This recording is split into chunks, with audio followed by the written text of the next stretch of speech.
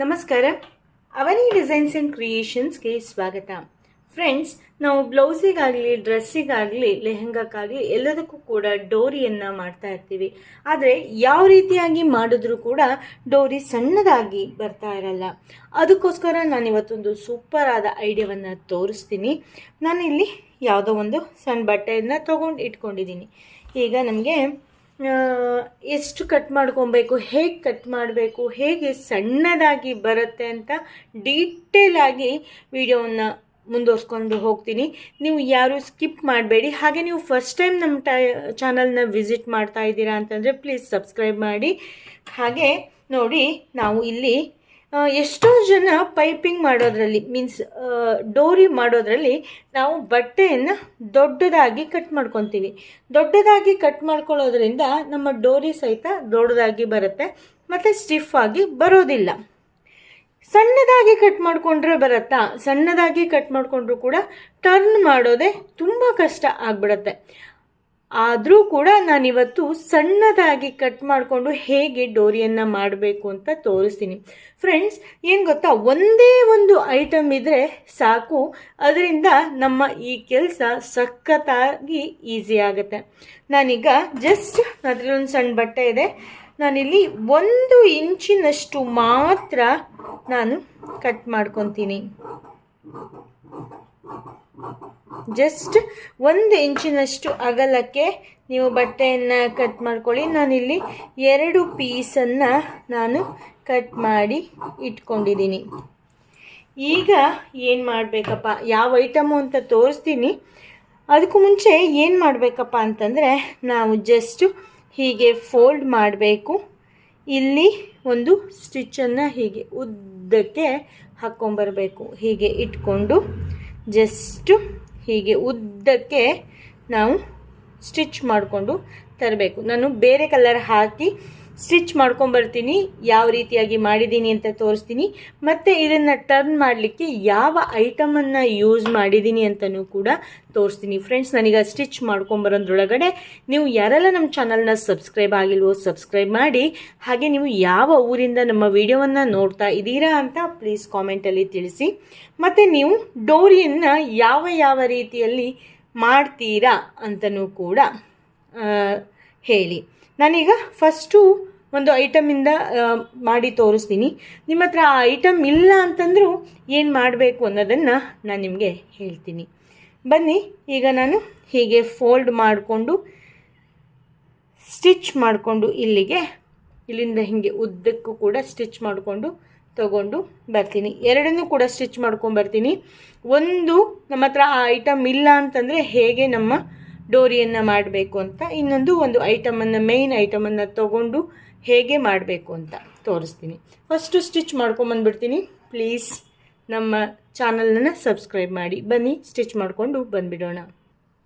ನೋಡಿ, ನಾನು ಎರಡನ್ನೂ ಕೂಡ ಸ್ಟಿಚ್ ಮಾಡಿಕೊಂಡು ತೊಗೊಂಡು ಬಂದಿದ್ದೀನಿ. ಜಾಸ್ತಿ ಏನು ಇದು ಮಾಡಿಲ್ಲ. ಈಗ ಯಾವ ಐಟಮಿಂದ ನಾವು ಮಾಡ್ಬೋದಪ್ಪ ಅಂತ ತೋರಿಸ್ತೀನಿ. ನೋಡಿ, ಈ ರೀತಿಯಾಗಿ ಹುಕ್ಡ್ ನೀಡಲ್ ಅಂತ ಸಿಗುತ್ತೆ. ನಿಮ್ಗೆ ಈ ಐಟಮ್ ಏನಾದ್ರು ಬೇಕು ಅಂತ ಅನಿಸಿದರೆ ಲಿಂಕ್ ಅಂತ ಕಾಮೆಂಟ್ ಮಾಡಿ, ನಾನು ಲಿಂಕನ್ನು ನಿಮಗೆ ಶೇರ್ ಮಾಡ್ತೀನಿ. ಫ್ರೆಂಡ್ಸ್, ನೋಡಿ, ಇದು ಈ ರೀತಿಯಾಗಿ ಇರುತ್ತೆ. ನೋಡಿ, ಈ ಕಡೆ ಒಂದು ರಿಂಗ್ ಇದ್ದ ಹಾಗೆ ಇರುತ್ತೆ. ಆಮೇಲೆ ಇಲ್ಲಿ ಈ ರೀತಿಯಾಗಿ ಹುಕ್ ಇರುತ್ತೆ. ನಮ್ಮ ಕ್ರೋಶ ಇರುತ್ತಲ್ಲ, ಅದೇ ರೀತಿಯಾಗಿ ಇರುತ್ತೆ. ನೋಡಿ, ಈ ರೀತಿಯಾಗಿ ಇರುತ್ತೆ. ಈಗ ಇದನ್ನು ನಾವು ಏನು ಮಾಡಬೇಕಪ್ಪ ಅಂತ ಅಂದರೆ, ಜಸ್ಟು ಇಲ್ಲಿ ಒಂದು ಕಡೆಯಿಂದ ಈ ರೀತಿಯಾಗಿ ನಾವು ಪೈಪಿಂಗನ್ನು ಹೊಲಿದಿರ್ತೀವಲ್ಲ ಅದನ್ನು ಈ ರೀತಿಯಾಗಿ ಒಳಗಡೆ ಹಾಕಬೇಕು.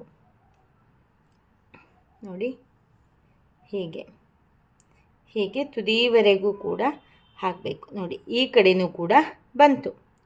ಈಗ ನೋಡಿ,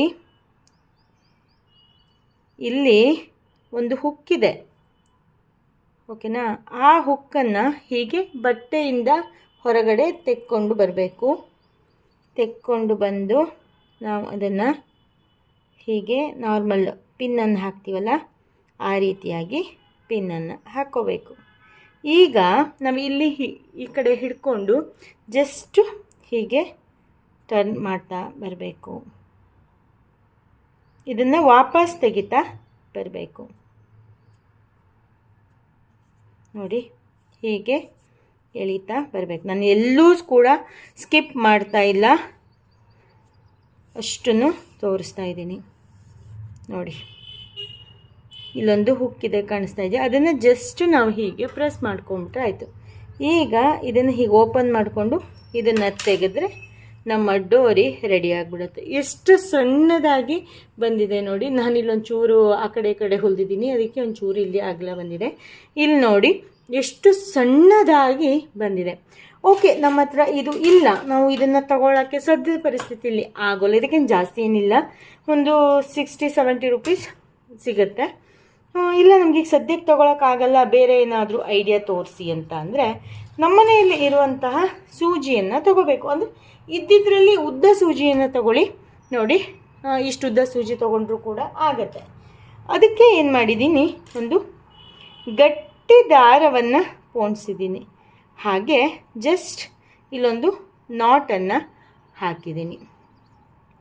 ಈಗ ಇನ್ನೊಂದು ಬಟ್ಟೆ ಇದೆಯಲ್ಲ, ಅದನ್ನು ತಗೊಂಡಿದ್ದೀನಿ.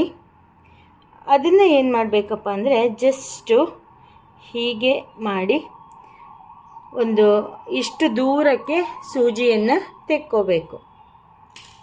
ಹೀಗೆ ತೆಕ್ಕೊಬೇಕು. ಆ ನಾಟ್ ಅಲ್ಲಿರುತ್ತಲ್ಲ, ಆ ನಂತರ ಮತ್ತೆ ವಾಪಸ್ ಸೂಜಿಯನ್ನು ಹಿಂಬದಿಯಿಂದ ನಾವು ಮತ್ತೆ ಈ ಹೋಲಲ್ಲಿ ಹೀಗೆ ನುಗ್ಗಿಸ್ಬೇಕು. ನಾನೆಲ್ಲೂ ಕೂಡ ಪಾಸ್ ಮಾಡಿ ಮಾಡ್ತಾ ಇಲ್ಲ ಫ್ರೆಂಡ್ಸ್.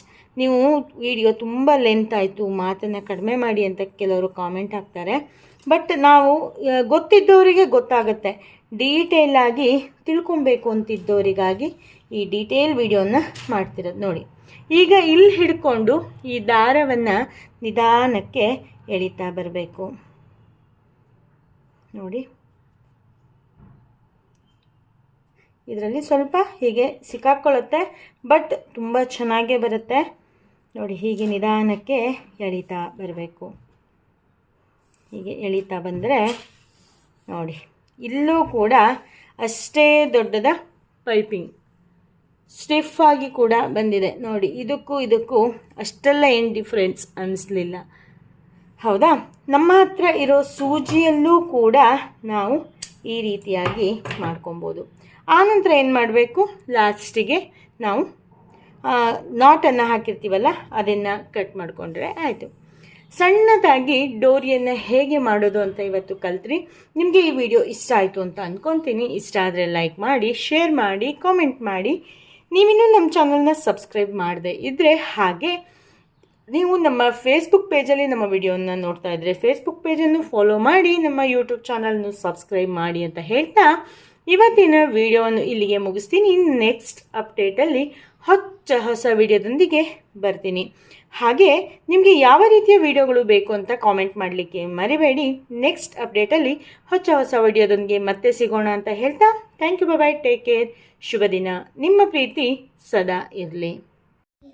ವಿಡಿಯೋ ನೋಡಿದ್ದಕ್ಕಾಗಿ ಧನ್ಯವಾದಗಳು. ನೆಕ್ಸ್ಟ್ ಅಪ್ಡೇಟಿಗಾಗಿ ಕಾಯ್ತಾ ಇರಿ. Thank you, bye, take care, ಶುಭ ದಿನ.